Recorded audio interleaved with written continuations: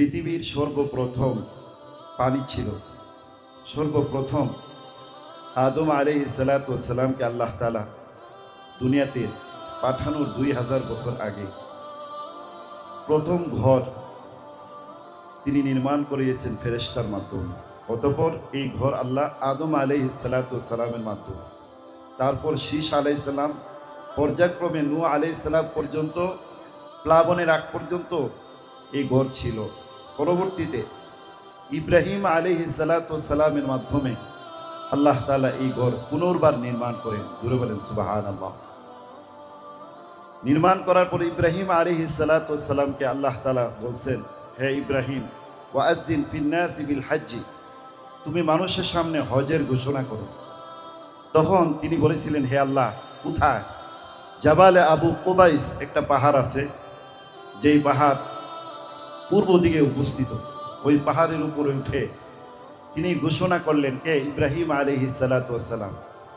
যখন ঘোষণা করেছেন আজ থেকে 5500 বছর আগে, তখন আমরা যারা যে অবস্থায় ছিলাম, তখন ইব্রাহিম আলাইহিস সালাতু ওয়াস সালামের ঘোষণার সাথে যখন তিনি ঘোষণা করলেন, রূহের জগতে উপস্থিত যারা ছিল, কিয়ামত পর্যন্ত যারা আসবে, সকলেই আমরা এই ঘোষণার পরিপ্রেক্ষিতে আমরা কি বলেছিলাম? সবাই বলি, লাব্বাইক আল্লাহুম্মা লাব্বাইক, লাব্বাইক লা শারীকা লাক লাব্বাইক, ইন্নাল হামদা ওয়ান নি'মাতা লাক ওয়াল মুলক লা শারীকা লাক। কয়বার বলছি? একবার।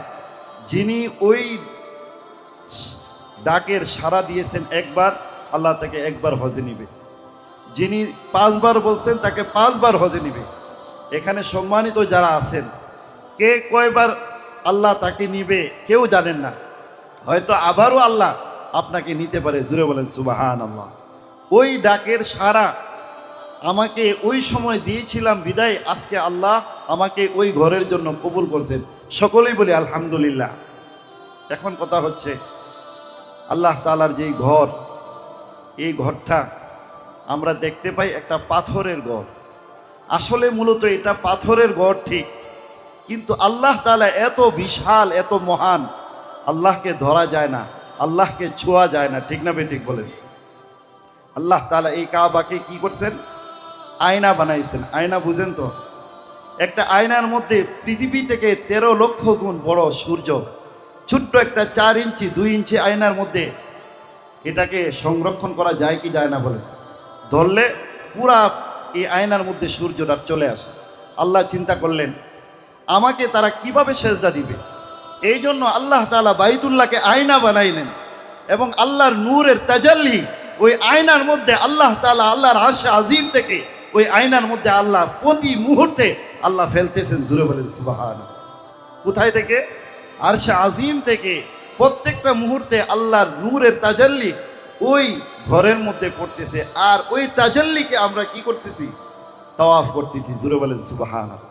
মূলত ভাবে আমরা তাওয়াফ করি কিসের? তাজাল্লি।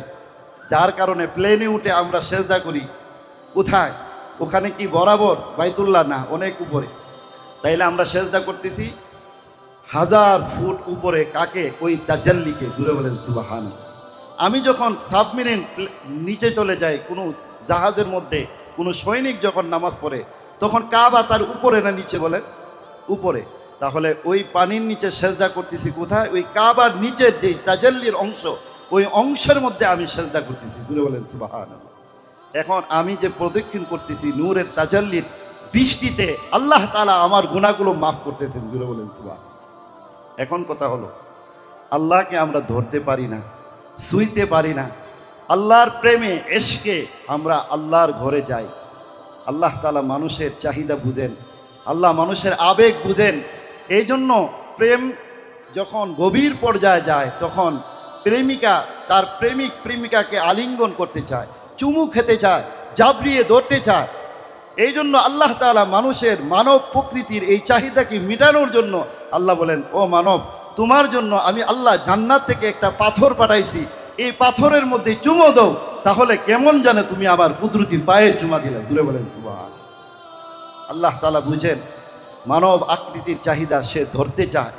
এই জন্য আল্লাহর হাবিব সাল্লাল্লাহু আলাইহি ওয়াসাল্লাম এই হজরে আসওয়াদ এবং যে দরজার মাঝখানে একটা জায়গা মুলতাজাম, এই মুলতাজামের মধ্যে আল্লাহর হাবিব বুক লাগায়া তিনি দোয়া করতেন।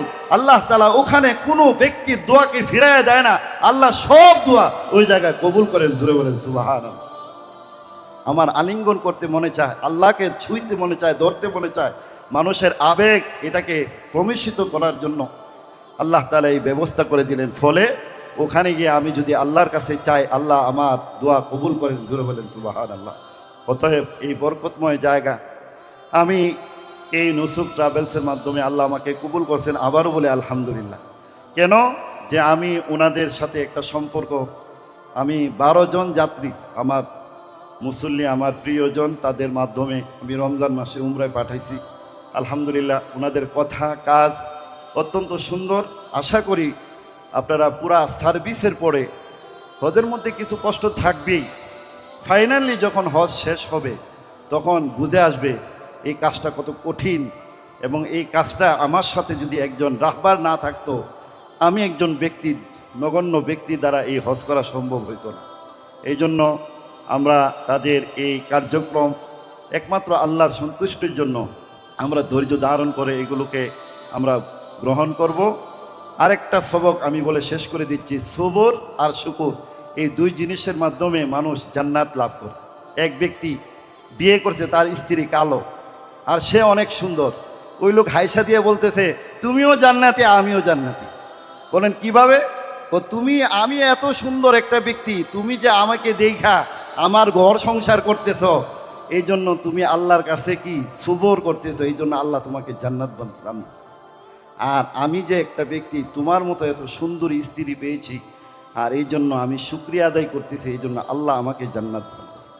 এই জন্য সবর আর শুকরের সাথে আমরা যেন হজ শেষ করতে পারি, আল্লাহ আমাদের সেই তৌফিক দান করুন। ও আখির দাওয়ানা আলহামদুলিল্লাহি রাব্বিল আলামিন।